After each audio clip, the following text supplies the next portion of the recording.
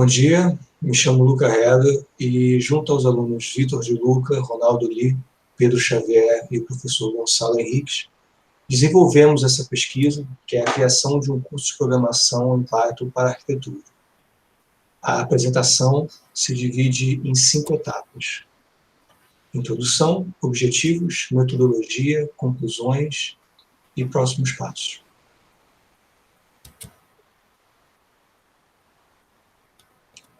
A arquitetura conta com instrumentos computacionais como CAD, BIM, ferramentas de ilustração, cálculos estruturais e tantos outros, mas a programação que potencializa o uso desses instrumentos acaba não aparecendo nas grades dos cursos de arquitetura, em contraste com a maioria dos outros cursos universitários que apresentam essa matéria e logo na etapa inicial do curso.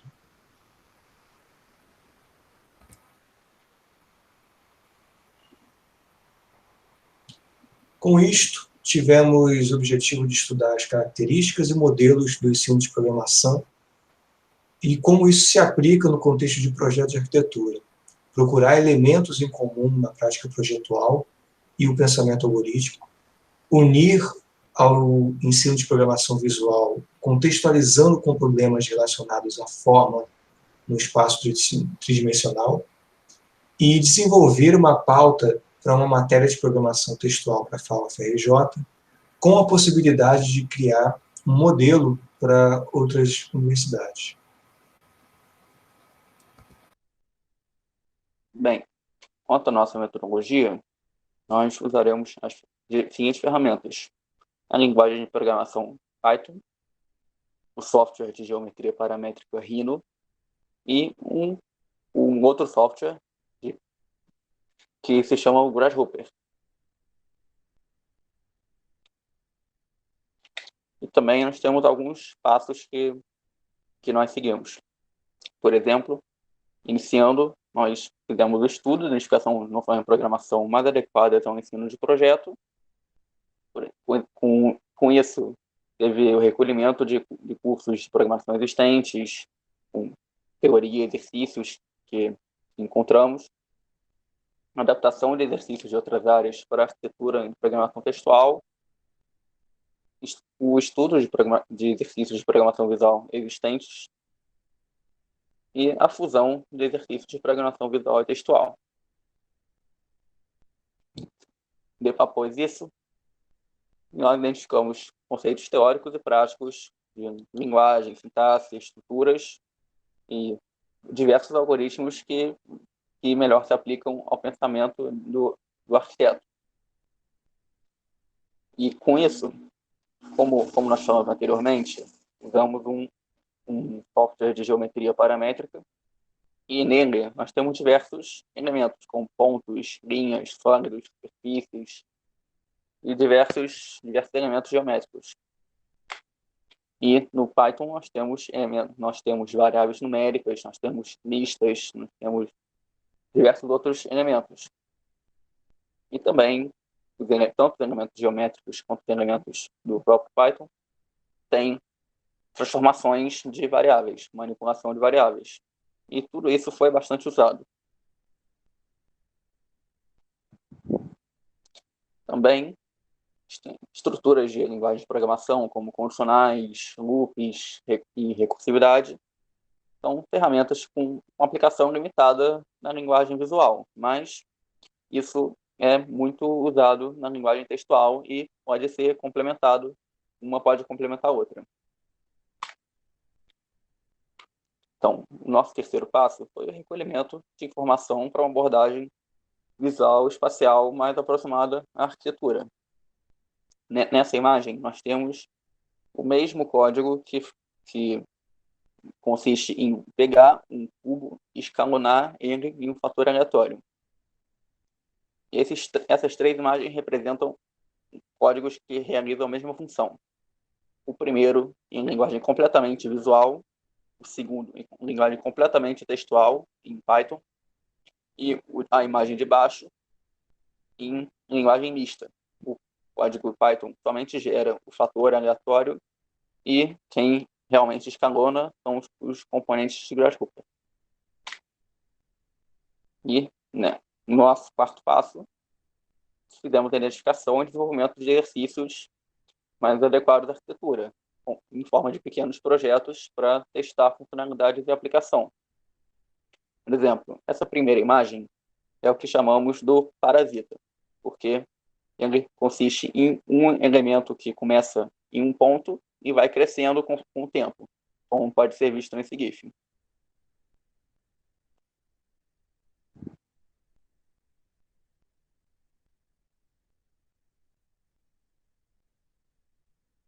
E nossa segunda imagem é a nossa torre paramétrica, em que desenhamos uma curva no plano e nós geramos uma torre com base nessa curva, onde cada piso é uma cópia escalonada e rotacionada dessa curva original. Como podemos ver, ali temos vários pisos e temos a fachada da torre em si. Bom dia, meu nome é Pedro Xavier. Eu vou falar agora um pouco sobre algumas aplicações e exemplos que a gente procura trazer para a disciplina, né, para fazer uma validação, e visando trazer à tona vários conceitos de computação e mostrar por que eles são importantes de ser ensinados e como eles fazem parte do pensamento do projeto. Então, o primeiro exemplo que a gente tem é da construção de uma matriz de objetos. A gente vai, a partir de uma criação de uma matriz de pontos, e que é a gente vai pegar uma área retangular e selecionar pontos nela de forma igualmente espaçada. A partir desses pontos, a gente vai encontrar uma âncora, que é um ponto aleatório na sua vizinhança, né, de cada ponto que a gente tinha antes. A gente vai criar caixas em todos esses pontos, tanto os pontos originais, tanto quanto os pontos que a gente escolheu depois, e a partir disso vai realizar operações booleanas, ou seja, de união, de interseção e de diferença entre os pares de caixas. Então, isso vai permitir várias formas diferentes. E, tendo isso, a gente vai poder verificar as distâncias entre cada par de objetos desses novos que a gente tem, dos objetos resultantes, e, a partir disso, fazer uma verificação, né, uma condição. Então, a gente já vê que, além das iterações, da representação em matriz, que a gente já estava exercitando, a gente também tem essa verificação das condições para ver se eles atendem às demandas do projeto. Por exemplo, se a gente vai dispor esses objetos num parque, a gente quer que o vão entre eles esteja disponível para a pessoa passar, então ele não pode ser muito estreito. Aqui a gente tem uma visualização do processo, então a gente parte de um quadriculado, onde a gente vai selecionar o ponto central, vai provocar ali uma mudança aleatória da posição para uma nova posição, a gente vai criar uma caixa também, e disso a gente vai realizar diferentes operações, e com essas operações a gente vai obter esse resultado final, que a gente vê aí à esquerda. Já dados uma verificação, e assim, se a verificação não for atendida, a gente busca de novo, e aí tem várias alternativas até encontrar uma solução que seja adequada. Aqui, um exemplo mais claro é de como isso é feito, assim, da implementação visualmente. A gente começa ali com muitos componentes visuais, então mais próximo do que os estudantes de arquitetura já estão habituados, usando a programação mista, então a gente já usa poucos componentes utilizando a linguagem Python textual, e a gente vai avançando no sentido de ter mais... a gente tem ali à direita embaixo, a gente tem o código desenvolvido completamente de maneira textual. Então o que a gente está buscando no fim das contas é encontrar um meio termo, onde a gente ainda esteja próximo do que os estudantes já estão acostumados, mas querendo garantir uma maior simplicidade do ponto de vista visual e da representação das ideias necessárias para construir o código. Então, um pensamento mais algorítmico, mas que a gente também não ganhe tanta complexidade do ponto de vista textual. Então, encontrar um meio termo onde seja acessível e, ao mesmo tempo, a gente consiga desempenhar tarefas mais complexas. Além desses conceitos tratados aqui, que são de iteração, né, relembrando, da representação em matrizes, de condições, um outro conceito assim, fundamental em computação e que é sempre visitado em cursos introdutórios e que aparece a todo momento é a recursão, né? A recursividade, né, que é essa característica de processos que se repetem dentro deles mesmos, ou seja, como a gente vê nessa figura em que a gente amplia, a gente dá um zoom e o formato ele se mantém. Então, a recursividade é essa característica de repetição interna que pode, inclusive, ocorrer indefinidamente, assim, do ponto de vista teórico. Já no ponto de vista mais prático, ela é uma função, né, uma tarefa, né, que dentro do corpo dela, do código dela, ela chama a si mesma. Então, ela depende de uma versão reduzida dela. É uma versão reduzida, uma versão mais simples, porque esse processo, computacionalmente, ele precisa parar em algum momento. Então, é como se a gente tivesse um problema maior, que a gente vai reduzir ele a problemas menores, que a gente vai resolvendo do caso base, retornando ao caso principal.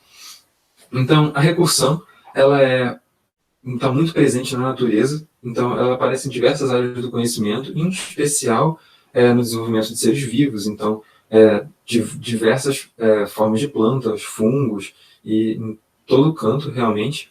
E aqui a gente tem até alguns exemplos. A gente tem aqui à esquerda a figura de um brócolis, né, que é o brócolis romanesco, que se você der um zoom nele, ele mantém a mesma forma que ele tem em sua totalidade.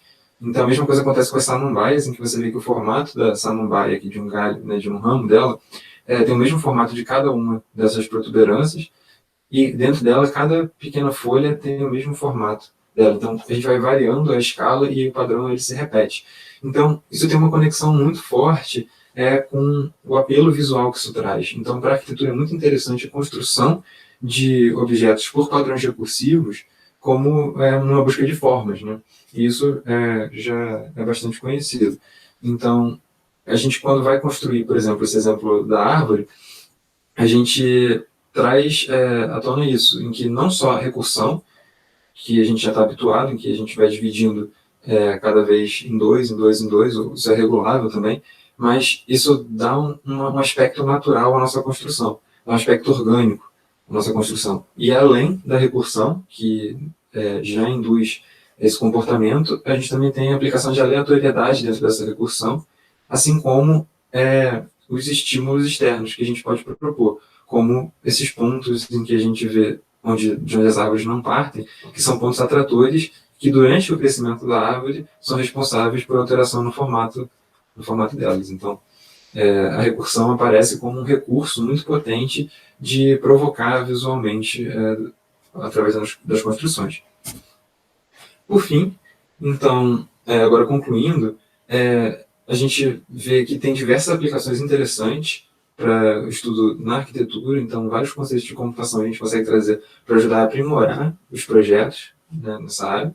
A gente identificou várias vantagens e desvantagens, e como a nossa principal preocupação é em garantir esse ajuste do quanto deve ser feito de um ponto de vista visual e quanto deve ser feito de um ponto de vista textual, né? Então, priorizar a programação visual e mista para a arquitetura é muito interessante pela familiaridade que os estudantes já têm com essa forma de programação. E conforme os projetos vão evoluindo, a introdução de componentes textuais ela se faz fundamental para o êxito do projeto e para poder botar as ideias em prática.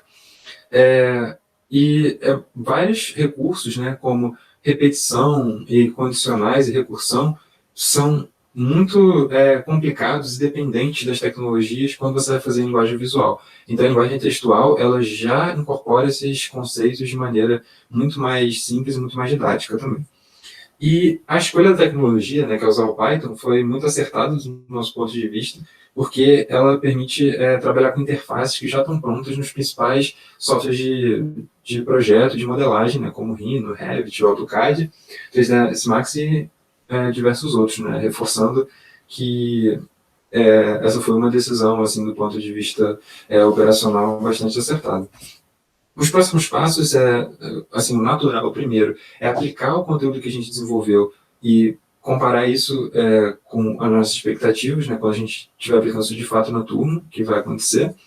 E também, assim como a gente está contente já com a tecnologia que a gente já encontrou, a gente continuou procurando, continuou indo além, entrou em contato com os desenvolvedores, viu outras alternativas, e uma que chamou muito a nossa atenção foi o Compass, que é uma ferramenta desenvolvida para Python e que faz a interface com diversos softwares de modelagem, incluindo o Blender, que é bastante acessível, até por funcionar em diversos sistemas operacionais, e o Compass é uma ferramenta que ela não depende especificamente da tecnologia que a gente está usando, como acontece nas interfaces que a gente olhou anteriormente. Então, estamos bastante empolgados com essa alternativa. E, por fim, nós queremos também validar os métodos que a gente adotou em termos de aplicação aos projetos e de didática também, se esses conceitos vão ser bem recebidos, se eles vão ser úteis para os alunos, e é isso que a gente está mais interessado quando a gente conseguir desenvolver a disciplina e poder validar o que a gente preparou até agora. Então aqui estão as nossas referências. Queria agradecer muito a todo mundo que assistiu e um bom dia.